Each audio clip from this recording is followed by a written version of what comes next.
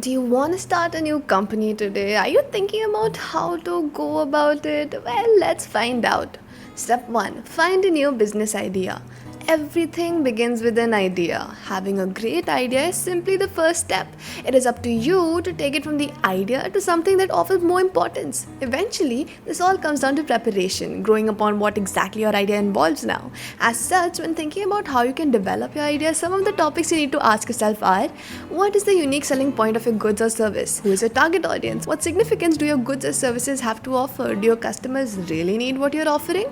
We firmly believe you should only start a business around something you know and are familiar with, where you have worked for a while. Without that experience, it will be more difficult to compete when starting a business. So, lessons learned here: don't just create the first thing that comes to your mind. Find a market niche at the beginning, find something where you and your expertise can stand out. After finalizing the business idea, you can then register your business easily under a few $100.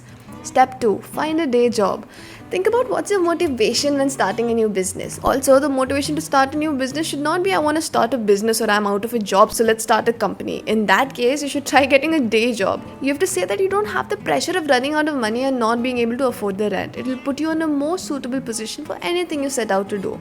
Although it can be fascinating to just pack up and leave your current employment, at this stage you're simply searching with your business idea and are still reliant upon a regular income stream. Of course, this implies that you'll be working longer hours, but you need to be practical and accept that only 20% of the new startups make it to the 5th year.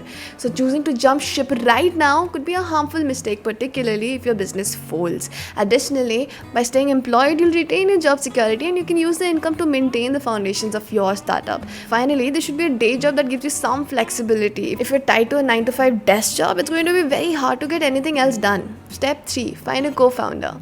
We strongly believe that you should have a co-founder when starting a new business, as you wouldn't have the time to do all the things. So it's better to seek out for a new co-founder for this. You can reach out to your friends who have some of the skills and knowledge in that area. You can also attend meetups, go to events for that matter. Finding a co-founder is hard, as they should be in a similar position as you and they should be as excited about the idea of starting a new business enough to commit to it. Step 4, kick off. Again, you should do this while maintaining a day job. You can start by purchasing a new domain. It won't cost you more than a few hundred Indian rupees. Just make sure to choose a catchy and short name for your brand.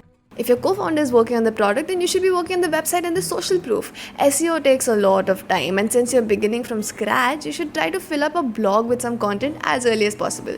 Maybe some product hunt and Reddit content to see how customers would react to the idea, and then you should start this as soon as possible when it's convenient. Call it alpha, beta, whatever you want, and get it in front of your customers or clients. Seek funding. Despite having a concept you're excited about, the fact that you're beginning with zero capital can feel like a deadfall in itself. Yet rather toss in the towel before you get started. Know that there are lots of external funding possible, available, designed specially for startups. You can navigate to your network to approach investors, LinkedIn first and AngelList later. Create a great pitch deck about your business idea. Don't forget about startup accelerators, as they offer the initial funding and a vast network of investors. You can also use various crowdfunding websites to raise funds for your business. What comes next? Well, that depends on the business type. But we hope this is enough to shed some light on the initial approach to start your very own business. Well, that's all for this video. So if you enjoyed this video, don't forget to like, share, comment and subscribe to Explified. Also, do press the bell icon. Bye.